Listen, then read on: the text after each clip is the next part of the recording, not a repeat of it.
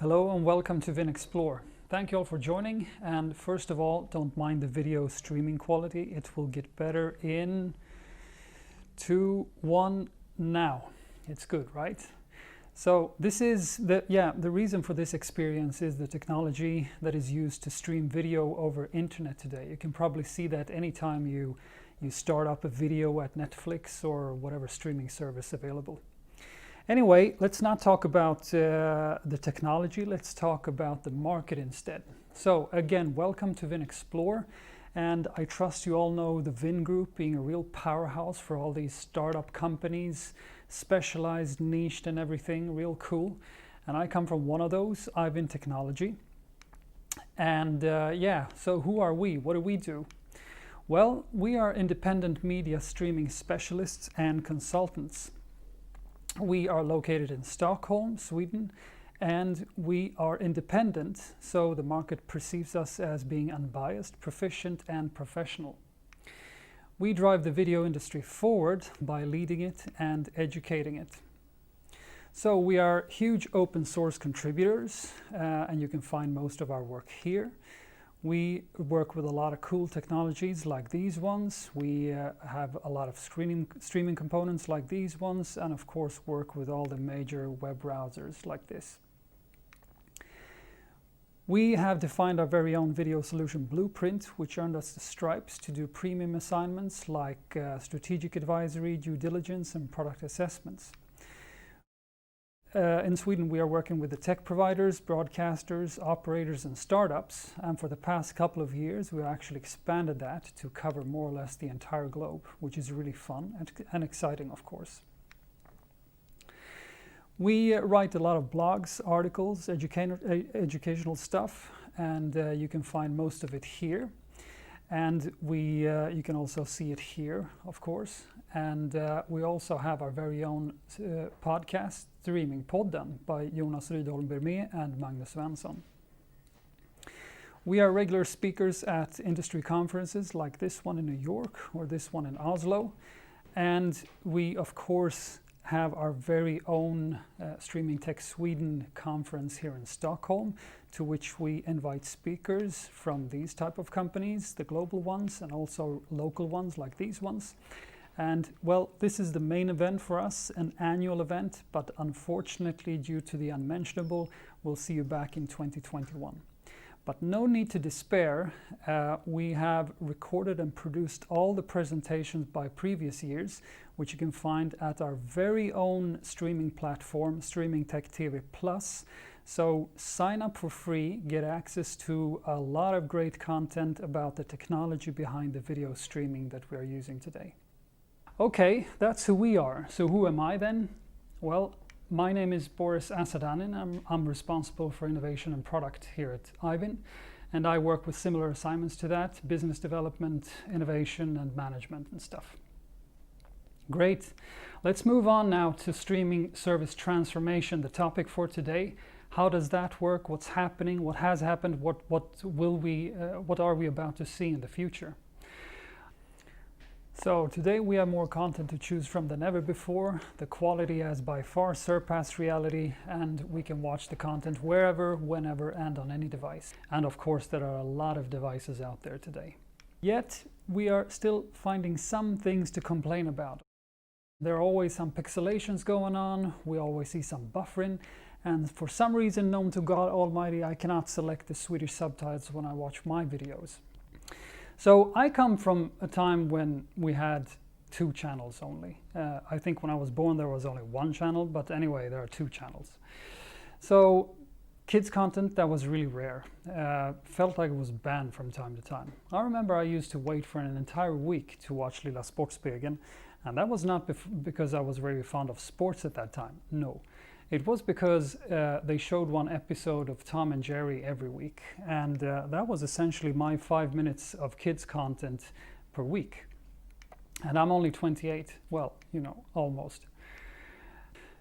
Anyway, since then the TV distribution chain got disrupted. Well, actually it was the video technology that evolved, enabling the internet becoming the main distribution platform for video, and that completely disrupted the entire video chain. So initially we had the broadcasters going direct to consumers, and that was all fine. Since then, with the internet being the main distribution platform, the content owners start going direct to consumers. And after a while, we had the distributors going directly to consumers. And by the way, Netflix, they became also a content owner, spending $20 billion a year on their Netflix originals. So everybody's doing anything in this market. Anyone is actually going directly to consumer these days. We have newspapers, we have banks, even this little company in Stockholm called Eyevinn Technology. Of course, they are streaming experts, but anyway, they're also going direct to consumer with their streaming tech TV Plus platform.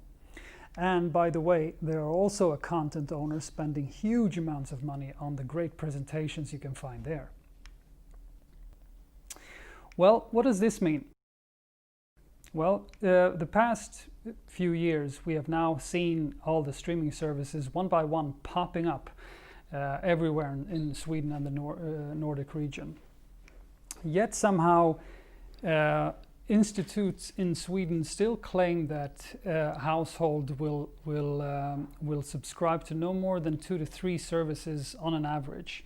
And on this picture we see only there 10 services which are available today for streaming and subscription. Well, what does that lead to? Well, competition, of course. So how can people compete? Well, first of all, we refer to this as the Nordic streaming wars in our various blogs that you can find online. But anyway, what does the competition mean? Well, first of all, and what you have probably seen and what you probably enjoy today is, of course, that we see a lot of good content coming out.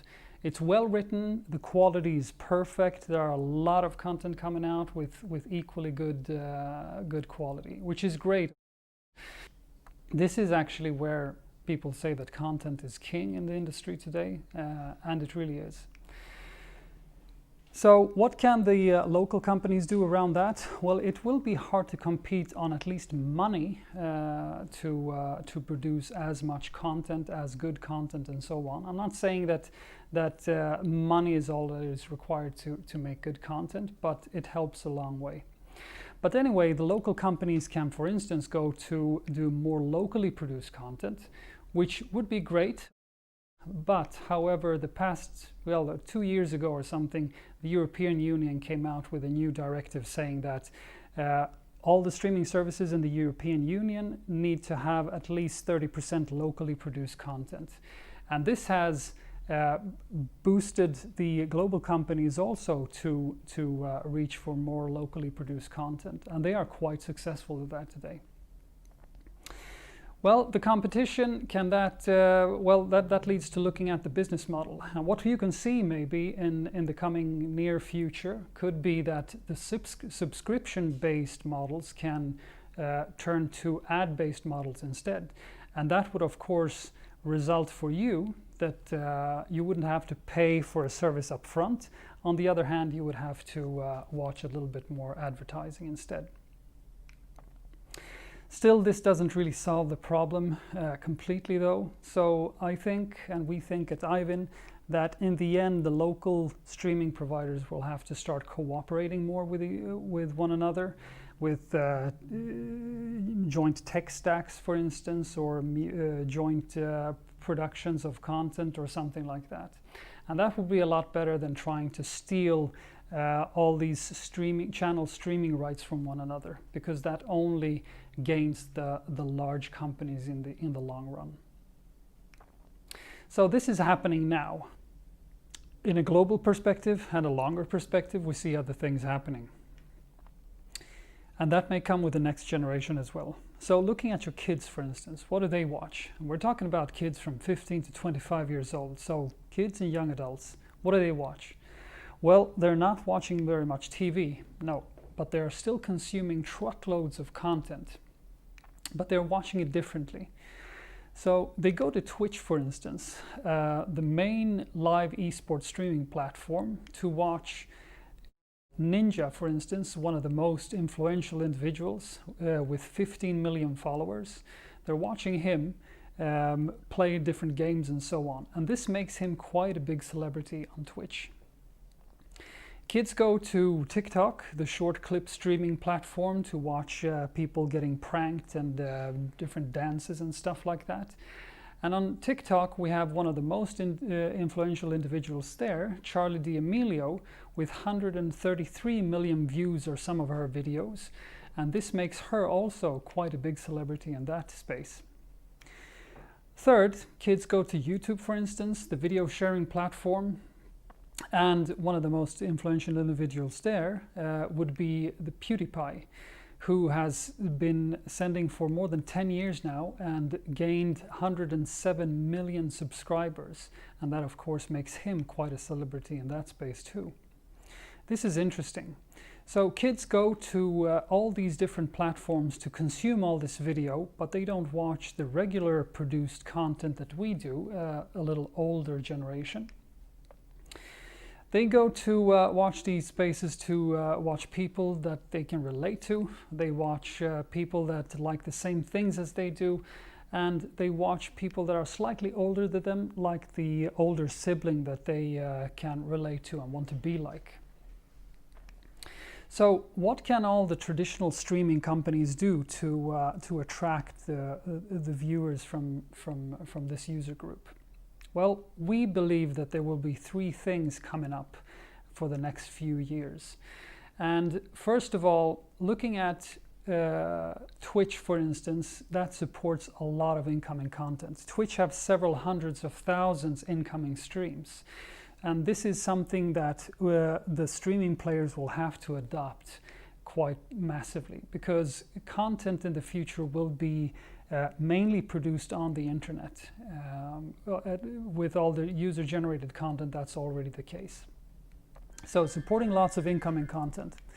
Second, we need to have interactivity. All these platforms offer ways to like content, to subscribe to content, to comment on content, and to share the content among each other. So the social aspect is really important here as well. And on the third place, we need to see a way where traditional production and user-generated production will converge in some way. We will see multiple parallel productions on traditional TV shows, which are produced and curated differently to attract different user groups. So, for instance, and of course, we need to include our new celebrities in that too. So, for instance, Gladiatorerna could have Ninja trying out the different competitions, do a lot of commenting, and of course suggest various weapons to use in different scenarios.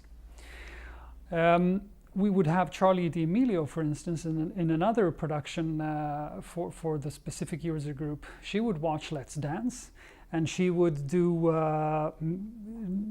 some dances herself, mimic the dances, imitations, do a lot of commenting and stuff like that.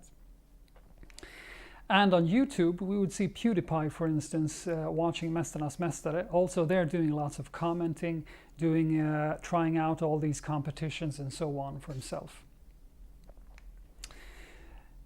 Already now, we at Eyevinn are seeing some movements which are converging the traditional productions together with the